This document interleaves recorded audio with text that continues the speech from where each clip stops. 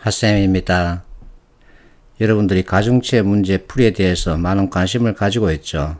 그런데 대개 계산해서 문제를 풀고 있죠. 자, 나는 가중치 문제 풀이법 계산하지 말자고 그러죠. 그래서 다시 한번 더 살펴보겠습니다. 내가 피세 문제를 쭉 보고 있는데 가중치 관련 문제를 자주 만나게 되더군요. 자, 이와 같은 데이터를 주고서 이와 같은 판단 기준에 따라서 답을 정하라고 그러는데 이 판단 기준 산식이 너무 복잡하죠. 이럴 경우에는 과감하게 무시해도 됩니다.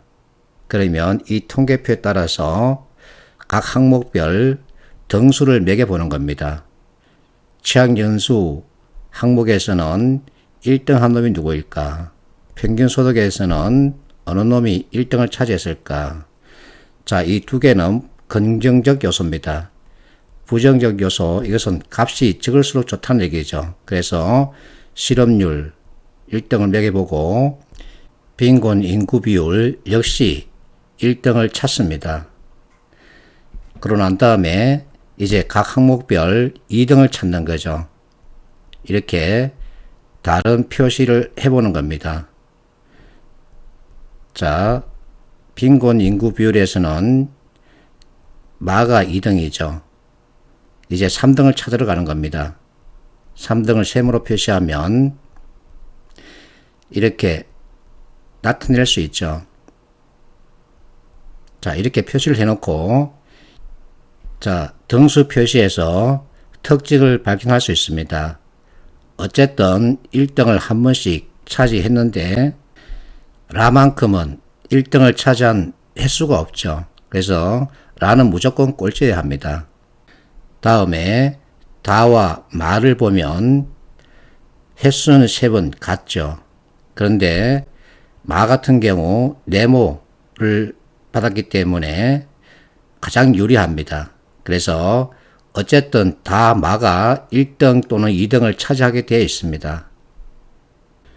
자, 발문에서 3위를 묻고 있기 때문에 이제 가와 나 가운데 하나를 고르면 되겠죠.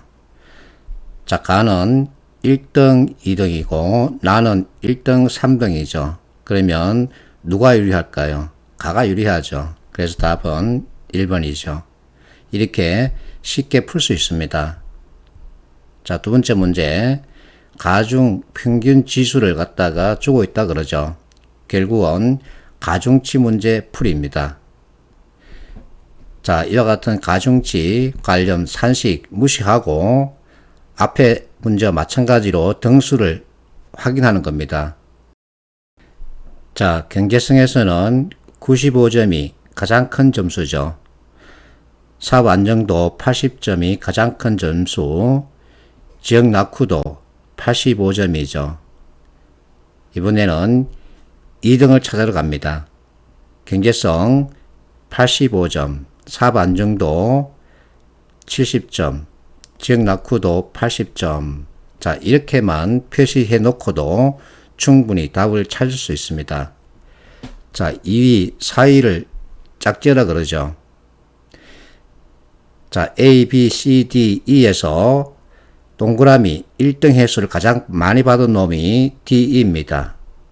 그러면 이제 최대점을 서로 비교하고 최소점을 서로 비교하는 거죠. 그러면 둘의 비교해서 E가 1등을 차지하게 되죠. 그러면 D는 2등이겠죠. 자, 1등을 한 번도 차지하지 못한 A는 무조건 꼴찌입니다.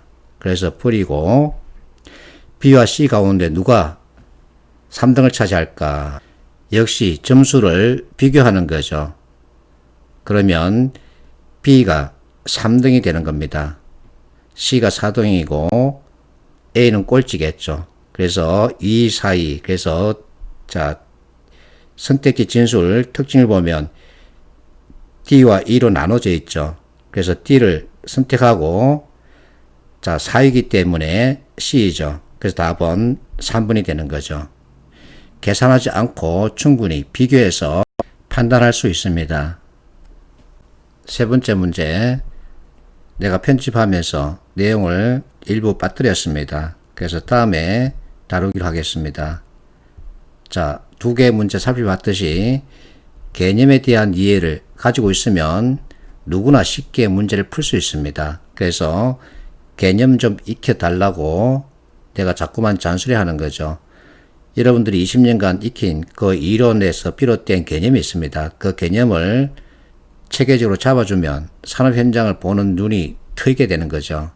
이렇게 하면 최소 비용, 최대 효과를 내면서 면접으로 갈 수 있습니다. 화이팅 하십시오.